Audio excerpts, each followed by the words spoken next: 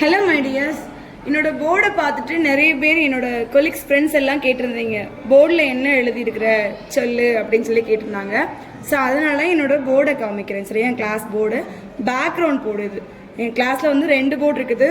இது வந்து back side board. So இதுக்கு மேலே பார்த்தீங்கன்னா பிள்ளைங்க செஞ்சுட்டு வந்த ப்ராஜெக்ட்ஸ், ஷேப்ஸுக்காக பிள்ளைங்க வந்து தோரணம் மாதிரி செஞ்சு கொண்டு சொல்லியிருந்தேன். அந்த ப்ராஜெக்ட்ஸ் வந்துருந்துச்சு. அதையே நான் வந்து ஃபுல்லாக இந்த சைடில் தோரணம் மாதிரி கட்டினதுனால கலர்ஃபுல்லாக அழகாக இருந்துச்சு. அடுத்து நான் ஃபஸ்ட்டாக இங்கே எழுதிருக்கிறது வந்து, நான் என்னோடய கிளாஸ் வந்து ஃபஸ்ட் ஸ்டாண்டர்ட்னால பிள்ளைங்க வந்து ஃபஸ்ட்டு எழுத கற்றுக்கணும் அப்படிங்கிறதுக்காண்டி எழுத்து முறைகள் எழுதி போட்டிருக்கேன்.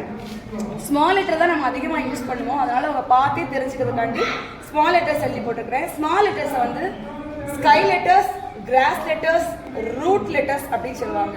ஸ்கை லெட்டர்ஸ்னா மேலே ஜாயின் இருக்கும், ஃபர்ஸ்ட் மேல இருந்து ஸ்டார்ட் பண்ணக்கூடிய லெட்டர்ஸ் தான் ஸ்கை லெட்டர்ஸ். பாருங்க, எல், அப்புறம் கே. இது வந்து மேலே ஃபர்ஸ்ட் நம்மளோட 4 லைன் நோட்ல டாப் லைன்ல வந்து ஸ்டார்ட் பண்ணக்கூடிய லெட்டர்ஸ், அதனால இது வந்து ஸ்கை லெட்டர்ஸ் அப்படின்னு சொல்லுவோம்.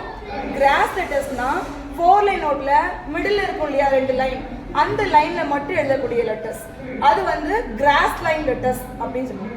Sorry, cross letters. அடுத்து வந்து ரூட் லெட்டர்ஸ். இந்த ரூட் லெட்டர்ஸ்ல பாத்தீங்கன்னா 5 லெட்டர் மட்டும்தான் ரூட் லெட்டர்ஸ்.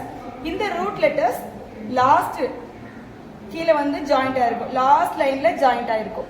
நம்ம 4 லைன் நோட்ல லாஸ்ட் லைன்ல வந்து இது வந்து ஜாயிண்ட் ஆயிருக்கும். ஓகேங்களா? Sky letter, cross letter, root letters பிள்ளைங்க தெரிஞ்சதுக்காக நான் வந்து எழுதி